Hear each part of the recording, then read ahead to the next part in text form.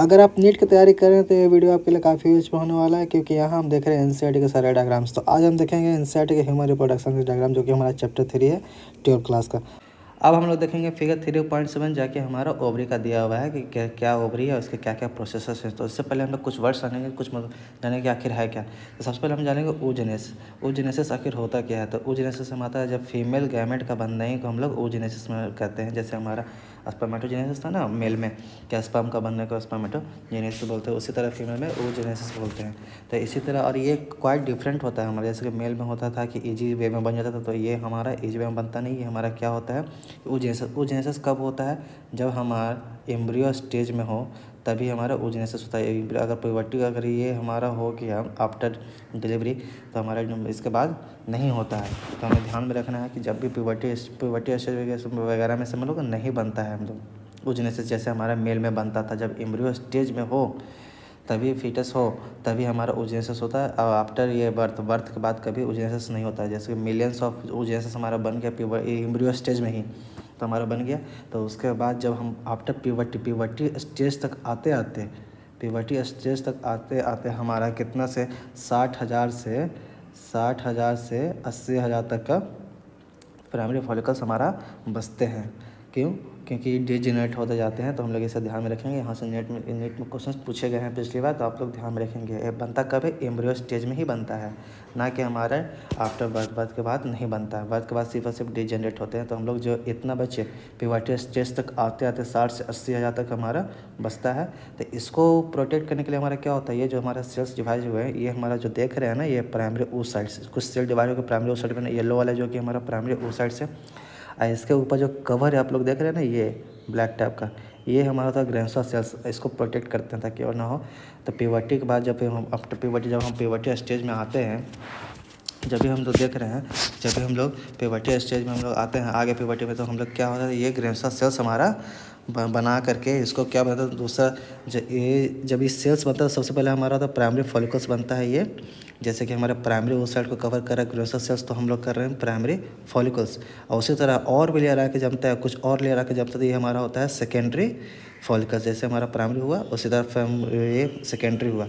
इसी तरह हमारे चलते फिर यहाँ पे आते हैं हमारा फ्लूइड, जब और बड़ा हो और मैच्योर हो तो हमारे ये बनता जा करके टर्शियरी फॉलिकल, जिसमें हमारा फ्लूइड अंदर भरा होता है, फ्लूइड फिल्ड कैविटी हमारा होता है। ये जो दिख रहा है ना, ये सब ये सारे के सारे हमारा फ्लूइड फिल्ड कैविटी है, जो कि हमारा टर्शियरी फॉलिकल्स होता है। तो हम लोग इसे ध्यान में रखने, और इसके बाद फिर और लेयर कुछ बनता है, तो हमारा और लेयर बनता है, तो इसमें ग्राफिकन फॉलिकल, वही लेयर हमारा कन्वर्ट होता है ग्राफिकन फॉलिकल्स में। इसके बाद जो ये अंदर वाला हम लोग देख रहे, जो प्राइमरी स्पर्मेटोसाइट था, जो हम लोग यहाँ ने हम लोग देखा था, तो वो हमारे चले आते हैं क्या, वही हमारा रिलीज होता है, जो कि प्राइमरी सेकेंडरी में कन्वर्ट हो चुका है। और यही हमारा सेकेंडरी oocyte हमारा ही हम लोग का रिलीज होता है, ओवुलेशन होता है, तो हमारा सेकेंडरी oocyte ही रिलीज होता है। तो यहाँ से नेक्स्ट में क्वेश्चन कई बार पूछे गए हैं, तो आप लोग ध्यान में रखें। यहाँ पे आपका इंसर्ट में क्लियरली भी दिया हुआ है सेकेंडरी oocyte फॉर्मा, जो कि हमारा ये सेकेंडरी oocyte है, जो कि ऊपर एक मेम्ब्रेन है जोना प्लसूडा, उसके ऊपर बनता है, वही सेकेंडरी oocyte होता है। तो हम लोग ध्यान में रखेंगे सेकेंडरी oocyte के ऊपर जोना प्लसूडा का लेयर होता है। तो हम लोग इसे ध्यान में रखें। इंसर्ट में भी दिया हुआ है यही ग्राफिकम फॉलिकल्स, जो भी हमारा जो हमने देखा, ये ग्राफिक जो लेयर बना, यही हमारा रप्चर होता है और रिलीज करता है सेकेंडरी oocyte। यहाँ देख रहे हैं ना, सेकेंडरी oocyte रिलीज होता है। तो हम लोग यहाँ से ध्यान में रखेंगे। इंसर्ट में यहाँ एक क्वेश्चन काफ़ी पूछा गया है कि क्या हम लोग रिलीज होता है यहाँ से, जब भी ओवुलेशन हो तो हमारा सेकेंडरी oocyte ही रिलीज होता है। तो आप लोग इसे ध्यान में रखेंगे, ओवुलेशन का टाइम हमारा सेकेंडरी oocyte रिलीज होता है। इससे ज़्यादा क्वेश्चन आपको नीट में पूछे जाने वाले हैं। एक और क्वेश्चन से आपको, और ये जो हमारा ग्राफिकम फॉलिकल्स है, ये जब यहाँ से तो सेकेंडरी oocyte निकल गया, बाकी ये बचा जो ये हमारा बचता है, जो ये हमारा प्रोजेस्टेरोन हार्मोन को रिलीज करता है, और ये हमारे प्रेगनेंसी में हेल्प करता है, ताकि बेबी को हम लोग डेवलप करवा सकें। तो इसीलिए हम लोग ये कार्पस ल्यूटियम कन्वर्ट होता है इसमें, और ये ग्राफिकम फॉलिकल से भी कार्पस ल्यूटियम में कन्वर्ट हो जाता है प्रेगनेंसी को मेंटेन करने के लिए। और ये हार्मोन कौन सा रिलीज करता है? Progesterone hormone. यहाँ से क्वेश्चन पूछे गए हैं, हार्मोन प्रोजेस्टेरोन। तो आप लोग इसे ध्यान में रखें कि प्रोजेस्टेरोन हार्मोन यहाँ से रिलीज होता है। कार्पस ल्यूटियम कौन सा हार्मोन करता है रिलीज? तो प्रोजेस्टेरोन। यहाँ से आप लोग ध्यान में रखिएगा। अब हम देखेंगे फिगर 3.8, जहाँ हमारा दिया हुआ स्पर्मेटोजेनेसिस oogenesis। जैसे मैंने बताया ना, स्पर्मेटोजेनेसिस हमारा प्यूबर्टी के स्टेज पे ही हमारा होता है। oogenesis हमारा क्या कब होता है? तो हम लोग oogenesis होता है एम्ब्रियो, जब एम्ब्रियो में हो। यहाँ नहीं दिया हुआ है पर आप लोग लिख लेंगे, जब एम्ब्रियो हो, सॉरी मैं अच्छे से लिख देता हूँ, यहाँ जब एम्ब्रियो हो तभी ये होता है। तो आप लोग यहाँ से ध्यान में रखिएगा कि एम्ब्रियो स्टेज में होता है, यहाँ एट प्यूबर्टी स्टेज में होता है। तो स्पर्मेटोगोनिया सबसे पहले माइटोसिस डिवीजन करता है, जैसे 1 से 2, 2 से 4, 4 से 8 माइटोसिस डिवीजन हुआ। अब उसके बाद वहाँ जाता है तो यहाँ पर नंबर ऑफ इसका क्रोमोजोम कितना, स्पर्मेटोगोनिया का नंबर ऑफ क्रोमोजोम 2n होता है। यहाँ से क्वेश्चन आते हैं नीट में, तो आप लोग ध्यान रखिएगा। और उसके बाद जब माइटोसिस डिवीजन होगा तो वो उसके बाद भी तो आपका 2n नंबर क्रोमोजोम तो यहाँ चेंज हुआ नहीं, क्योंकि माइटोसिस डिवीजन में हमारा क्रोमोजोम का नंबर चेंज नहीं होता, बस डुप्लीकेशन होता है। तो हम लोग ध्यान रखेंगे। तो यहाँ भी प्राइमरी oocyte भी हमारा प्राइमरी स्पर्मेटोसाइट भी हमारा 2n भी होता है। और उसके बाद फर्दर डिवीजन होता है फर्स्ट म्यूटिक डिवीजन, मतलब मियोसिस 1। तो यहाँ पर क्या होता है, क्रोमोजोम का नंबर आधा हो जाता था। तो क्रोमोजोम का नंबर आधा होने के बाद जब सेकेंडरी oocyte बचेगा तो यहाँ कितना नंबर ऑफ क्रोमोजोम बचेगा, तो यहाँ बचेगा n। और इसके बाद सेकेंड म्यूटिक डिवीजन हम लोग जाने मियोसिस 2। यहाँ भी ध्यान रखिएगा कि ये काफ़ी कन्फ्यूजिंग क्वेश्चन यहाँ से आते हैं, तो आप लोग ध्यान में रखिएगा। लेकिन थोड़ा सा टफ क्वेश्चन बन जाता है हमारे इस चैप्टर का, तो यहाँ से ध्यान रखिए कि सेकेंड म्यूटिक डिवीजन का मतलब मियोसिस 2। और मियोसिस 2 कैसा होता है, सिमिलर टू माइटोटिक डिवीजन, तो हम लोग याद में रखेंगे। तो यहाँ पे जब यहाँ सेकेंडरी स्पर्मेटोसाइट बन रहा है तो यहाँ पे स्पर्मेटिड भी एन का ही, यहाँ पे क्रोमोजोम का नंबर एन ही होगा। यहाँ से क्वेश्चन कई बार पूछे गए, आप लोग ध्यान में रखेंगे। यहाँ पे भी आपको जब देखेंगे तो यहाँ पे अगर क्वेश्चन में अगर आप देखें तो यहाँ से क्वेश्चन पूछ देंगे किस तरह से प्राइमरी स्पर्म में कितना क्रोमोजोम होता है, नंबर ऑफ क्रोमोजोम बताइए, तो आपको बताना होगा 2n हो गया, उसमें दिया हुआ रहेगा तो आपको नंबर वैल्यू दे बताना होगा। और यहाँ से जब फर्स्ट म्यूटिक डिवीजन होता है, मतलब म्यूसिस 1 में हमारा क्रोमोजोम का नंबर आधा हो जाता था, 2n से n हो गया। तो हम लोग कुछ इस तरह से हम लोग याद रखेंगे, ये आपको ध्यान में रखना है। स्पर्मेटिड का भी नंबर ऑफ क्रोमोजोम n ही होगा, क्यों, क्योंकि यहाँ ये हम लोग क्या कर रहे हैं, हम लोग सेकंड म्यूटिक डिवीजन मतलब मियोसिस 2, मतलब फुल्ली आप लोग अगर देख रहे हैं तो माइटोटिक डिवीजन की तरफ फॉलो कर रहा है। तो हम लोग यहाँ भी ध्यान में रखेंगे एक ही एन ही बनेगा। तो स्पर्मेटोजोआ पे तो नंबर एन ही हो गया, यहाँ से तो हैप्लॉइड कंटेंट हमारा आ गया। ठीक है, अब हम देखेंगे हमारा बी, जो कि oogenesis होता है हमारा कब होता है, ड्यूरिंग एम्ब्रियो स्टेज। एम्ब्रियो में सबसे पहले ये जब एम्ब्रियो हो तभी हमारा हो। तो यहाँ हम लोग देख रहे हैं जब फीटल लाइफ यहाँ पे देखे दे रहे हैं ना, फीटल लाइफ हमारा दिया हुआ है प्राइमरी oocyte, यहाँ पे भी 2n है। ठीक है, यहाँ पे प्राइमरी oocyte पे भी 2n होगा। जब यहाँ पे फर्स्ट डिवीजन हो गया तो हम लोग देख रहे हैं फर्स्ट डिवीजन कब हमारा होगा, फर्स्ट डिवीजन हमारा जब होगा ये time of birth, childhood, puberty stage में जब यहाँ पे आते हैं तो फर्स्ट डिवीजन हो जाता है। जब प्यूबर्टी स्टेज तक आता है तो हमारे बेस्ट पीरियड टू ओवुलेशन में जस्ट पहले जाता है तो हमारा फर्स्ट म्यूटिक डिवीजन हो जाता है। और इसके बाद हमारा सेकेंडरी oocyte होता है, जो कि हमारा ये यहाँ हम लोग देखें सेकेंडरी oocyte हमारा, इसका नंबर ऑफ क्रोमोसोम कितना होता है, n होता है। ये कब होगा, at the time of fertilization. तो हम लोग देखेंगे जब फर्टिलाइजेशन होने वाला हो या फिर हाँ एडल्ट स्टेज जब हमारा दिया हुआ है उसी वक्त हमारा ये होता है। तो हम लोग इसे ध्यान में रखेंगे। और ये सेकेंडरी oocyte ही रिलीज होता है, जो हमने देखा था अभी थोड़ी देर पहले। तो हम लोग ध्यान रखें कि ये ओवम जो भी हमारा हो सेकेंडरी oocyte ही रिलीज होता है। तो हम लोग ध्यान में रखेंगे, और इससे ज़्यादा कुछ क्वेश्चंस आने वाले हैं नहीं।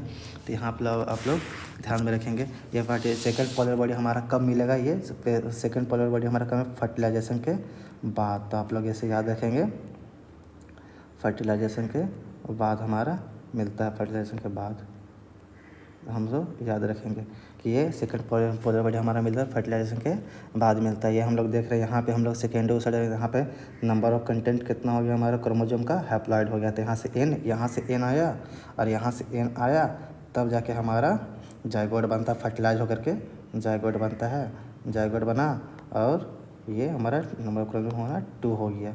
तो हम कुछ इस तरह से हमारे आते हैं होते हैं। तो आप लोग इसे ध्यान में रखिएगा किस तरह से बनता है। यहाँ से क्वेश्चन थोड़ा सा अगर आप माने तो थोड़ा सा टफ क्वेश्चन है हमारे ये NCERT में दिया हुआ, क्योंकि यहाँ से सही से एक्सप्लेनेशन नहीं दिया, तो मैंने आपको बता दिया है किस तरह से है। और नीट में क्वेश्चन यहाँ से क्वेश्चन आते हैं तो टफ हो जाता है, क्योंकि सब सारे के सारे लोग कन्फ्यूज होते हैं कि कहाँ 2 नंबर ऑफ क्रोमोसोम डिप्लॉयड है, कहाँ हैप्लॉयड है। तो आप लोग ध्यान में रखिएगा, प्राइमरी जहाँ भी मिला आपको 2n करना आपको, सेकेंडरी के बाद जहाँ भी मिला था आपको n करना, बस जाइगोट से पहले। अगर जाइगोट बना तो जाइगोट बनने के बाद तो 2n ही होगा ही, क्योंकि इधर से n आया तो 2n। तो आप लोग इसे ध्यान में रखिएगा। और दूसरा प्रोसेस मैंने आपको बताया था स्पर्मेटिड से स्पर्मेटोजोआ का बनने का प्रोसेस को स्पर्मेटोजेनेसिस बोलते हैं। ठीक है, तो आप लोग इसे भी ध्यान में रखिएगा। अगर आप चाहें तो पिछला जो हमने देखा था पीछे, तो आप एक बार देख के आइएगा तो आपको समझ में आएगा क्या कि यहाँ पे हो क्या रहा है। और कुछ यहाँ से कुछ बनने वाला है नहीं। यहाँ तो हम लोग देखा कि यहाँ से ऑलरेडी हैप्लॉइड कंटेंट हमारा जा रहा है, लेकिन यहाँ पे फर्टिलाइजेशन के वक्त ही हमारा हैप्लॉइड कंटेंट बनता है, आकर के जाइगोट बनता है। तो आप लोग इसे ध्यान में रखिएगा। आपको ये भी बताया था मैंने, जब चाइल्ड होल्ड बच्चा eight the time of puberty में कितना 60,000 से 80,000 तक बचता है, ठीक है। और उसके बाद अगर हमारा फीटल वाली लाइफ में लाखों हमारे पास होते हैं, लेकिन ये प्यूबर्टी तक आते आते हमारा 60 से 80,000 तक बचता है। तो ये भी आपको डेटा पूछे जाते हैं, तो आप लोग को इसको ध्यान में रखना है। अब हम लोग देखेंगे फिगर 3.9, जिसमें हमारा दिया हुआ है मेंस्ट्रुअल साइकिल में कि इसके साथ साथ क्या क्या मेंस्ट्रुअल साइकिल के साथ क्या क्या हमारे और भी इवेंट्स हो रहे हैं। तो हम लोग सबसे पहले देखेंगे पिट्यूटरी हार्मोन। पिट्यूटरी हार्मोन में 2 हार्मोन है, FSH हो गया, LH हो गया। यहाँ हम लोग देख रहे हैं कि दोनों का level peak high level peak है। तो हमारा कब है, ये 14 डे पे दोनों का लेवल पीक हाई होता है, तभी जाके हमारा ओवुलेशन होता है। और ओवुलेशन होता है तो इसको हम लोग ध्यान रखें कि ओवुलेशन कब होता है, तो 14 दिन पे होता है, जब से मेंस्ट्रुअल साइकिल शुरू होता है तब से लेकर 14 डे तक। तो हमारा ये है 14 डे काउंट हम लोग कब करते हैं, जब हम लोग जब से ब्लीडिंग स्टार्ट हो, मेंसेस स्टार्ट हो, तब से हम लोग काउंट करते हैं। यहाँ हम लोग का दिया हुआ यूटेन इवेंट्स कि देख रहे हैं हमारा पहला दिन काउंट करने का यही तरीका होता है। हमारा मेंसेस कब तक चलता है, 1 से लेकर 4 दिन तक लगभग अप्रॉक्सीमेटली हमारा माना गया कि 1 से लेकर 4 दिन तक ब्लीडिंग होता है। फिर उसके बाद हमारा जो एंडोमेट्रियम है ये बनना स्टार्ट होता है। जब प्रोजेस्टेरोन का लेवल हाई हो, जैसे कि हम लोग यहाँ देख रहे हैं प्रोजेस्टेरोन का लेवल हाई हो। प्रोजेस्टेरोन का लेवल हाई कब हो रहा था, जब हमारा ये ग्राफिकम फॉलिकल से हमारा प्राइमरी ओसाइट से सेकेंडरी ओसाइट से टर्शियरी ओसाइट से हमारा मैच्योर ग्राफिकम फॉलिकल से मैच्योर हमारा जब बन रहा था, और उससे जब हमारा ये ओवुलेशन हुआ, जहाँ हम लोग ये जो लेयर ओवुलेशन हुआ, ये सेकेंडरी ओसाइट जब ओवुलेशन हुआ, ओवुलेशन में क्या होता है हमारा सेकेंडरी उस साइड।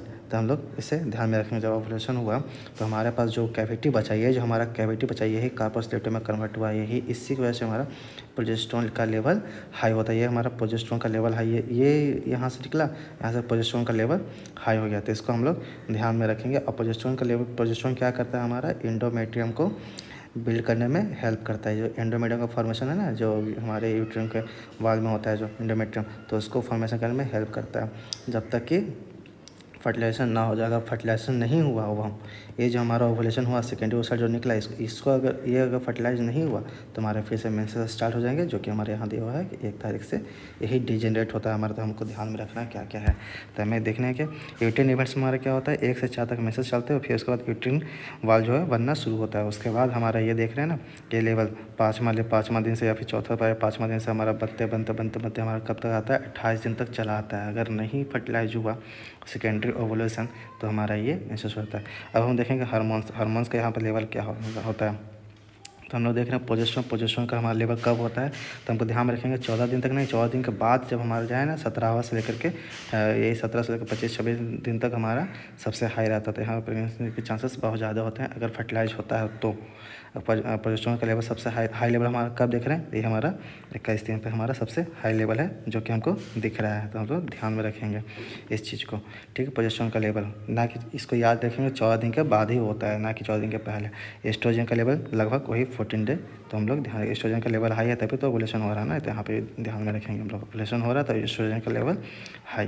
तो बस इससे और कुछ क्वेश्चंस नहीं है। हाँ, ये नीट वाला काफ़ी फेवरेट क्वेश्चन है, यहाँ से बहुत ही इंपॉर्टेंट क्वेश्चंस आते हैं। तो देख लीजिएगा आप, इसको हार्मोन्स करके पूछ देंगे ना कि ल्यूटिनाइजिंग हार्मोन कब होता है, क्या है नहीं है, FSH होता है कब, इसका हाई लेवल कब, LH का हाई लेवल कब होता है, कितने दिन होता है। तो हम लोग ध्यान में रखेंगे लगभग 14 डेज ही होता है। और इससे कुछ क्वेश्चंस नहीं आने, बस इतना है। इस डायग्राम को आप लोग आई होप अच्छे से समझ चुके होंगे। चलिए अब आगे बढ़ते हैं। अब हम लोग देखेंगे फिगर 3.10। तो यहाँ क्या क्या हमारा दिया हुआ, कुछ ओवम है, ओवम का लेयर्स है। तो हम लोग को ध्यान में रखना क्या करिए, क्या यहाँ से क्वेश्चंस आए हैं, तो आप लोग ध्यान में रखिएगा कि यहाँ से नीट में क्वेश्चन पूछे गए हैं। अरे काफ़ी इंपॉर्टेंट हो जाता है आपके लिए, काफ़ी छोटा है पर इंपॉर्टेंट है।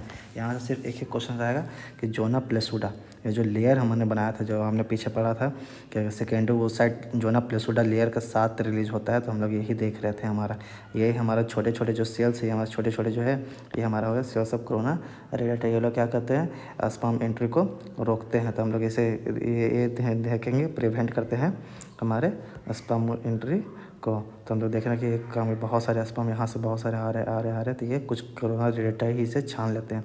और फिर जो स्पर्म यहाँ तक पहुँचते हैं, इसके पास तक जोना प्लेसूडा के पास, तो ये अपना एक्रोजोम से, जो मैंने आपको बताया था एक्रोजोम में बहुत सारे एंजाइम्स होते हैं, वो अपने एंजाइम से इस जोना प्लेसूडा को लेयर को पेनिट्रेट करते कुछ एंजाइम छोड़ते हैं।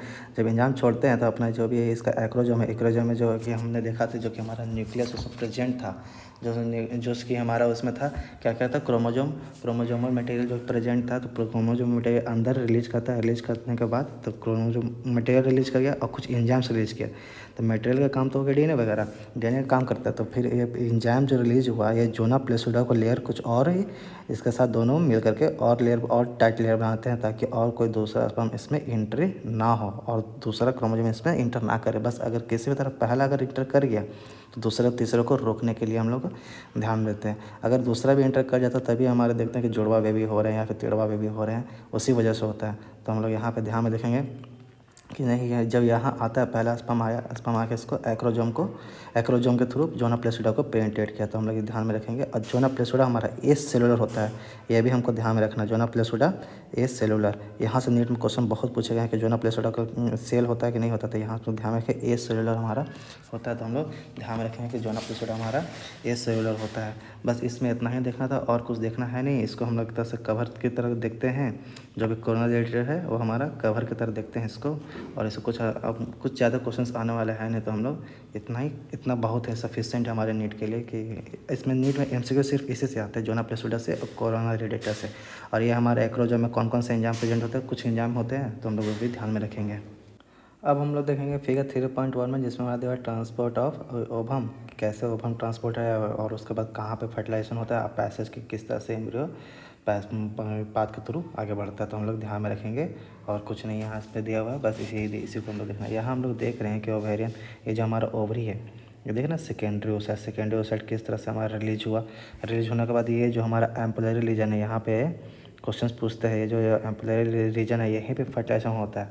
जब यहाँ से ये भी सेम जगह पे आए और हमारा स्पर्म भी इधर से सेम जगह पहुँचे, एम्पुलरी सेम साइमल्टेनियसली दोनों एक साथ, तभी हमारा एम्पुलरी रीजन में ही हमारा फर्टिलाइजेशन होता है। तो यहाँ पर देख रहे हैं कि हमारा फर्टिलाइजेशन हुआ, ठीक है, यहाँ पे फर्टिलाइजेशन हुआ और फर्टिलाइजेशन होने के बाद हमारा क्या हो रहा है, जायगोट बन रहा है या जायगोट डेवलप कर रहा है। हम लोग देख रहे हैं जायगोट डेवलप कर रहा है। तो इसको हम लोग देख रहे हैं किस तरह से पासेज हो रहा है। हमारा यहाँ से पासेज यहाँ से तो हो गया, ये जो हमारा पाथ है, कैनाल है, इसके थ्रू पैसेज हो रहा है, पासेज हो रहा है और डिवाइड भी कर रहा है। ये हमारा जायगोट डिवाइड कर रहा है और पास हो रहा है। पास होने के बाद ये हमारा फाइनली ट्रेन में पहुँच जाता है। तो हम लोग देख रहे हैं क्या कैसे ये हमारा जो पहला स्टेज हो गया, ये हमारा सेल्स हो गया। सेल्स का हमारा यहाँ से देख रहे हैं हमारा ये ओवम हो गया, ये जो कि हमारा था ये सेकेंडरी ओसाइट कहिए या फिर ओवम कहिए, तो बात बराबर ही है ना। सेकेंडरी ओसाइट हमारा हो गया। सेकेंडरी ओसाइट का हमारा ये यहाँ पर देख रहे हैं ना एम्पुलरी रीजन में, यहाँ पे हमारा फर्टिलाइज करा स्पर्म आकर के, और फर्टिलाइज होने के बाद हमारा जायगोट बना। जायगोट बनने के बाद तो हमारा जो भी हमारा क्लीवेज हुआ, ये जो बट रहा है ना, ये हमारा क्लीवेज हुआ। ये हमारा मोरूला स्टेज किसको क्या कितना का मोरूला कहते हैं, 8 से 16। ये ध्यान में रखिएगा, यहाँ से नीट काफ़ी पूछे जाते हैं कि क्लीवेज 16 से कम, 2 से 4 हमारा यहाँ पे देखें नीट में आपको दिया हुआ, यहाँ पे एनसीईआरटी में आपको दिया हुआ, इसलिए यहाँ पे दिया हुआ 2 से 4 के सेल्स को हमको क्लीवेज बोलते हैं और 8 से 16 सेल तक हम लोग मोरूला बोलते हैं। तो हम लोग इसे ध्यान में रखेंगे कि मोरूला क्या है और हमारा क्लीवेज क्या है। तो छोटे जब कम डिवाइड हो तो हमारा क्लीवेज, और 8 जब 16 सेल डॉटर सेल बन जाए तो हमारा मोरूला। इसके बाद जो हम लोग ये देख रहे हैं, ये तो हमारा हो गया हमारा मोरूला के बाद ये भी हो ये। अब हम देखेंगे ब्लास्टोसिस्ट। ब्लास्टोसिस्ट क्या है, इसको सब पहचानने का सबसे अच्छा तरीका हमारा ये जो कैविटी प्रेजेंट है ना, यही हमारा होता है ब्लास्टोसिस्ट पहचानने का तरीका। तो हम लोग इसे ध्यान में रखेंगे, ये जो कैविटी है इसी को हम लोग पहचानते हैं, इसको ब्लास्टोसिस्ट। ये तो हमारा ये सब जो सेल डिवाइड हो रहे हैं जो है, ये हमारा हो गया ट्रोपोब्लास्ट। बाहर का जो लेयर हो गया हमारा ट्रोपोब्लास्ट हो गया ये, और ये जो अंदर वाला है ये हमारा हो गया इनर। तो ये तो बाहर का जो हमारा हो गया ट्रोपोब्लास्ट, जो क्या करता है यही हमारा जो बाहर इम्प्लांटेशन में हेल्प करता है। यहाँ पर देख रहे हो यूट्रस में यही इम्प्लांटेशन में हेल्प करता है। और जो अंदर इनर सेल मास हो गया, ये जो हमारा हो गया इनर सेल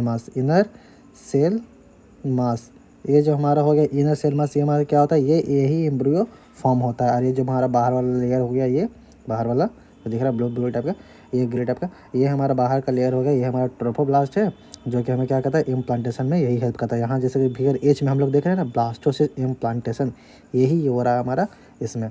बस इसमें यही देखना था कि हमारा क्या क्या है। तो हम लोग सबसे पहले देखेंगे यहाँ पर हमारा ओवम हो गया, ये हमारा फर्टिलाइज हो गया, ये हमारा क्लीवेज, ये दोनों हमारा जो प्रोसेस है, ये हमारा COD हमारा ये क्लीवेज हो गया, और ये हमारा हो गया मोरूला। तो हमने इसको कुछ इस तरह से ध्यान रखना। मरूला हो गया, ब्लास्टोमेर हो गया, ये हमारा ब्लास्टोसिस्ट हो गया। और ये ब्लास्टोसिस्ट ही हमारा इम्प्लांटेशन होता है। अब ब्लास्टोसिस्ट का जो बाहर वाला लेयर है ट्रोफोब्लास्ट, जो बाहर वाला लेयर है यही हमारा इम्प्लांटेशन में हेल्प करता है। जो अंदर वाले है इनर सेल मास, ये हमारा क्या करता है, एम्ब्रियो। तो आप लोग का कहीं हो तो आप लोग लिख लीजिए। यही क्वेश्चंस नीट में आते हैं, बार बार रिपीट करके पूछे जाते हैं। ये नीट वाला का अच्छे अच्छे यहाँ से क्वेश्चंस बनते हैं, तो आप लोग ध्यान में रखेंगे। इस तरह से क्वेश्चन पूछ देंगे ना, 8 से 16 सेल को हम क्या बोलते हैं, तो हम लोग ध्यान में रखेंगे मरूला। और ये क्लीवेज तो हमारा का 2 हो गया, 4 हो गया, हमारा क्लीवेज हो गया। और 8 से 16 से अगर ज़्यादा है तो हमारा ब्लास्टोमिया, ब्लास्टोमिया के बाद हमारा ये हो गया ब्लास्टोसिस्ट। तो हम लोग कुछ इस तरह से ही ध्यान में कर रख लेंगे। इसके अलावा और कुछ नहीं है था, बस इतना काफ़ी है। अब हम देखेंगे एनसीईआरटी का इसी चैप्टर का फिगर 3.12। तो इसमें हमारा क्या दिया है, human foetus with uterus. Uterus के अंदर जो हमने बताया था ना आपको एम्ब्रियो कैसा है, तो बस वही हमारा इसमें दिया हुआ। तो अब हम देखेंगे आखिर इसमें है क्या। ये सबसे पहले जो हमने बताया था ट्रोफोप्लास्ट, जो हमारा ये यूट्रस से जो कि हमारा कनेक्ट हो गया था, तो उसी वही दिया हुआ है। जो हमारा कनेक्ट हो गया वही दिया हुआ। तो हमारा जो ये ऊपर वाला पोर्शन आपको दिख रहा है ना, ये होता है भिलाई की टाइप के, मतलब भिलाई में जो कहने के रुखड़ा ऊपर, अगर आप देखे होंगे 11 चैप्टर में तो आपको पता होगा भिलाई किसे कहते हैं। तो ठीक है, ये हमारा हो गया प्लेसेंटल विलाई, यही हमारा दिया हुआ प्लेसेंटल विलाई। इसी की वजह से हमारा जो भी होता है ऑक्सीजन का सप्लाई होता है और न्यूट्रन का सप्लाई होता है थ्रू ब्लड। तो यहाँ से यहाँ अम्बिलिकल कॉर्ड से थ्रू हमारे फीटस में यहाँ जाता है। और यहाँ से फीटस को जो वेस्ट मटेरियल है, मतलब कि CO2 भी तुम्हारा इसी से रिलीज आउट होता है। CO2 हमारा रिलीज आउट होता है। तो हम लोग ध्यान में रखेंगे, यहाँ से रिलीज आउट होता है CO2। और अंदर अंदर कहाँ जाता है, ऑक्सीजन। यहाँ हमारे इंसर्ट में डायरेक्ट यहाँ देखिए, यहाँ पर लिखा हुआ है the placenta facilitate the supply of oxygen and the nutrients to the embryo and also removal of the CO2 excretory waste. तो हम लोग ध्यान में रखेंगे, यहाँ से नीट में क्वेश्चन पीछे पूछे गए हैं, तो आपको यहाँ से ध्यान में रखना है कि ये हमारे लिए इंपॉर्टेंट क्वेश्चंस हो जाते हैं। और दूसरी बात हमारा क्या पूछता है, और ये हमारे ये जो अम्बिलिकल कॉर्ड, यही प्लासेंटल है, यही हमारा connection between the embryo and ये जो बाहर का जो ऊपर दिया हुआ ना उसी का कनेक्शन होता है। तो हमारा क्या दिया हुआ है, कनेक्शन बिटवीन द ये प्लासेंटल और ये एम्ब्रियो, इसको क्या कहते हैं हम लोग, अम्बिलिकल कॉर्ड के थ्रू हमारे दोनों एक दूसरे से कनेक्ट रहते हैं, प्लासेंटल विलाई और हमारा एम्ब्रियो। तो यहाँ हम लोग को ध्यान देना होता है। और दूसरी बात, हमारा क्वेश्चन क्या पूछा था नीट में, दूसरा क्वेश्चन ये हमसे पूछा जाता है कि जो प्लासेंटा जो भी होता है, प्लासेंटा में ये तो इंडोन्यूक्राइन टिश्यू है, प्रोड्यूस कुछ हार्मोन निकलता है। इसका हार्मोन का नाम आपको पूछा जाता है नीट में। तो हार्मोन का नाम हम लोग याद रखेंगे, 4 हार्मोन है, मेनली चार हार्मोन है, जो कि हमारा नीट में बार बार रिपीटेड करके पूछा गया। ऐसा ज़्यादा पढ़ना है नहीं, बस इसी को देख लें आप तो काफ़ी है। सबसे पहला HCG, HPL, oestrogen and progesterone. HCG हमारा जो होता है ह्यूमन कोरियोनिक गोनेडोट्रोपिक हार्मोन, और ये ह्यूमन प्लासेंटा लैक्टोजेनल हार्मोन। क्यों, क्योंकि हमारे प्रेगनेंसी को मेंटेन यही करता है, जो कि हमारे एनसीईआरटी में डायरेक्ट लिखा हुआ है, यहाँ देख सकते हैं हमारा। एंड ड्यूरिंग द प्रेगनेंसी, जो कि हमारा दिया हुआ है, during pregnancy the level of other hormone जैसे एस्ट्रोजन, प्रोजेस्टेरोन हो गया, कोर्टिसोल, प्रोलैक्टिन हो गया, ये हमारे बढ़ जाते हैं, इंक्रीज हो जाते हैं प्रेगनेंसी के टाइम। और ये हमारा क्या करता है, ये हमारा फीटल ग्रोथ को सपोर्ट करता है, मतलब कि इंप्रूव करता है। तो हम लोग ध्यान रखेंगे यहाँ से। तो मेन क्वेश्चन आपसे ये पूछेंगे प्लासेंटा कौन कौन से हमारे हार्मोन रिलीज करता है, तो आपको प्लासेंटल हार्मोन पूछेंगे। तो HCG, HPL, एस्ट्रोजन, प्रोजेस्टेरोन। क्योंकि यहाँ देखिए, आप यहाँ पे देख रहे थे, यहाँ पे सब के सब आपको वर्ड में ही मिल जाएगा। ये देखिए ना, C यहाँ पे मिल रहा है, P यहाँ पे मिल रहा है, तो आपको प्लासेंटा में आपको ढूंढने में कुछ परेशानी नहीं होगी। E एस्ट्रोजन मिल रहा है, P से प्रोजेस्टेरोन मिल रहा है, ये सारे के सारे जो वर्ड है इसका, इस सारे वर्ड में ही आपको इसका मिल जा रहा है कि क्या क्या इसमें प्रेजेंट है। तो इसमें मूल्य 4 प्रेजेंट है, जो कि आपको याद रखना है। अब दूसरी बात, रिलैक्सिंग हार्मोन क्या निकलता है, हमारे कॉन्ट्रैक्शन के लिए होता है। ये कौन रिलीज करता है रिलैक्सिंग हार्मोन, ये हमारा रिलीज करता है क्या, ओवरी। जब पाचुएशन के समय हमारा ये ओवरी रिलीज करता है सिग्नल्स, इसे देता है कि हाँ अब पाचुएशन मतलब कि बेबी बर्थ होने वाला है, तो हम लोग ओवरी सिग्नल देता है रिलैक्सन को, और ये रिलीज करने में हेल्प करता है। तो इससे बस इतना ही क्वेश्चन आने वाला है, इससे और ज़्यादा क्वेश्चन नहीं है। मैंने आपको बताया 4-5 क्वेश्चन, जैसे कि हमारा ये जो हमारा हार्मोन्स पूछ देगा यहाँ। दूसरी बात ये पूछ देगा कि ऑक्सीजन या फिर न्यूट्रिएंट्स किस तरह से सप्लाई होता है, तो हम लोग को ध्यान रखना है अम्बिलिकल कॉर्ड के थ्रू। ठीक है, यही हमारा कनेक्शन बिटवीन, लिंक बिटवीन है दोनों का। और हमारा ये तो एम्ब्रियो तो हम देख ही रहे हैं एम्ब्रियो। ये योग सैक हो गया। ये योग सैक में क्या होता है, यहाँ पे हमारा ब्लड का फॉर्मेशन होता है, जो कि हमारे एनसीईआरटी में शायद नहीं दिया हुआ है। तो हम लोग ध्यान में रखेंगे, योग सैक में ही ब्लड का फॉर्मेशन होता है। बस ये थोड़ा सा एक्स्ट्रा इन्फॉर्मेशन है, जो कि आपको ध्यान रखना है। तो कैविटी में ध्यान देना है, कैविटी में ही हमारा ये प्लासेंटा, ये मतलब कि फीटस जो कि हमारा है ग्रोथ हो रहा है, तो हम लोग इसे ध्यान में रखेंगे। और ये तो हम लोग जाने ना, म्यूकस सर्विस तो हमारा जान ही रहे हैं, तो पता ही है, सर्विस हो गया। ये जो जब भी ये पूरा प्रक्रिया हो रहा होता है, हम लोग बना रहे होते हैं, तो यहाँ हम लोग देख रहे होते हैं कि यहाँ से जो भी हो यहाँ से ब्लॉक हो जाता है, ताकि और कुछ अंदर भी जो भी हो हमारे अंदर ना जाए और ये प्रोटेक्टेड रहे। तो हम लोग को ध्यान रखना, बस इतना ही ध्यान में रखना, और कुछ ऐसे फालतू क्वेश्चन नहीं पूछे जाते हैं। तो आपको ध्यान में रखना है कोरोनिक विलाई हमारा क्या होता है, यही वही है। आफ्टर इम्प्लांटेशन के बाद जो भी होता है ट्रोपोप्लास्ट अटैच को उसे कोरोनिक विलाई बोलते हैं। तो हम लोग ध्यान में रखेंगे। बस ये तो ट्रोपोप्लास्ट जो कि हमने आपको बताया था कि जो हमारा अटैचमेंट के लिए हेल्प करता है। अटैचमेंट के बाद ये जो हमारा जो फिंगर लैग पोजीशन बनता है वो होता है कोरोनिक विलाई। तो आप लोग बिल्कुल कंफ्यूज नहीं होना है इस पर लेकर के। अब कितने लोग इसी में कंफ्यूज होते हैं ना, कोरोनिक विलाई अलग हो गया, ट्रोपोप्लास्ट ये अलग हो गया, क्योंकि दोनों वर्ड में ही आप लोग कंफ्यूज होकर रहते। तो नहीं, जो फिंगर अगर बन गया, फिंगर लैग पोजीशन बन गया, ये हम लोग देख रहे हैं ना, ये तो यही होता है हमारा कोरोनिक विलाई। बस हमें ध्यान में इतना रखना, और कुछ ऐसे फालतू क्वेश्चन ना नीट में आए हैं ना पूछें। एक क्वेश्चन और अब पूछने जाने की संभावना बन जाती है, जो आपको ध्यान में रहना है। ये structure and functional unit between the embryo development and maternal body part. तो ये ध्यान में, प्लासेंटा जो मैंने आपको बताया, तो ये आपको ध्यान में रखना है कि ये पूछे जा सकते हैं। तो ये वेरी इंपॉर्टेंट हो जाता है, क्योंकि अभी तक पूछा तो नहीं गया, पर हो सकता है कि पूछा जाए। तो आपको ध्यान में रखना है इस चीज़ को। चलिए ठीक है। और अगर आप लोगों ने अभी तक सब्सक्राइब लाइक नहीं किया तो आप लोग लाइक एंड सब्सक्राइब जरूर कर दें, ताकि आपको ऐसा वीडियो मिलता रहे, आपका रिवीजन बिल्कुल स्मूथली चलता रहे। अभी से अगर आप रिवीजन करेंगे तो आप एग्जाम तक आते हैं तो आप काफ़ी अच्छा परफॉर्म करने लगेंगे। फिगर को लेकर के आपको काफ़ी क्वेश्चन पूछते हैं, फिगर से ही मिला करके लगभग 20 से आपको 15 से 20 क्वेश्चन आपको मिल ही जाएंगे। फिगर डायरेक्ट फिगर बेस्ड नहीं, पर फिगर कुछ भी है, जैसे हमने देखा ना प्लासेंटा तो फिगर ही है ना, एक तरह से फिगर में ही आता है, इसी में आता है। तो आपको ध्यान में रखना है, इसी टाइप के क्वेश्चन पूछे जा सकते हैं, इससे फालतू क्वेश्चन नहीं पूछाते हैं।